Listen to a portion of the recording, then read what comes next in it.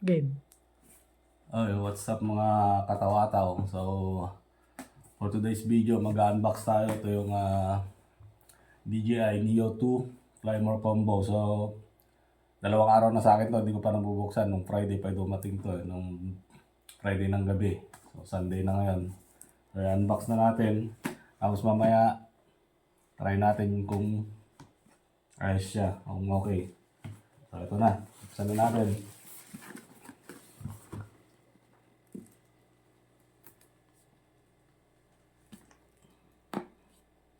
Ganun pa siya. Ito na. Woohoo!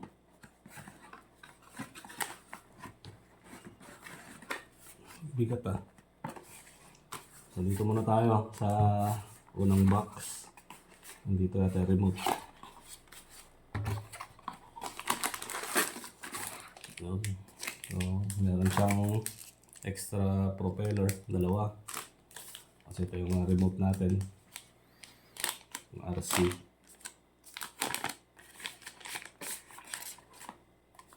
Yun. Tapos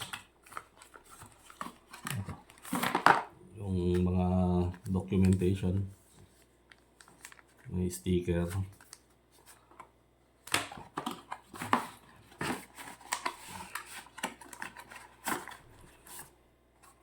Tayong yung cable ng charger, tapos ito yung battery, tsaka yung battery hub o yung charging hub. So pwede tayo mag-charge ng tatlo dito sabay-sabay. Mamaya subukan natin. Tapos meron pa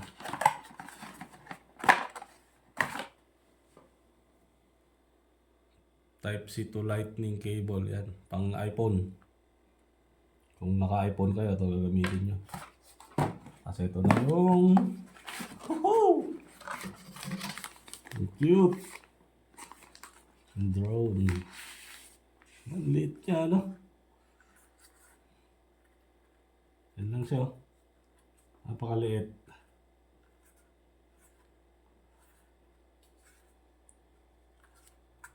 Ito natin yung camera.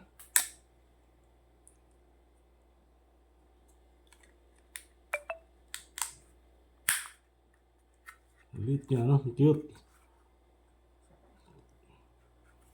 So yun lang naman ang laman niya. Yun lang ang laman ng box. I-activate ko muna. Tapos i-charge natin. Basta try natin mamaya. Tingnan natin kung gaano kaganda. Ganda niya. Ang cute. So ito yung pinili ko kasi unang-una yung price, mas mura siya. Pangalawa, siyempre, mas maraming to eh. Yung gusto ko dito yung intelligent flight mode. Kahit wala kang remote, mapapalipad mo siya. So, alimbawa, pagka yung may nakita kang magandang spot, hindi mo na kailangan mag-set ng remote tsaka ilabas mo lang yung drone. Pwede na, lilipad na yan. Tsaka itong maganda, oh. Alam mo, pwede ko lagay dito sa bulsa ko to eh. Liit niya eh.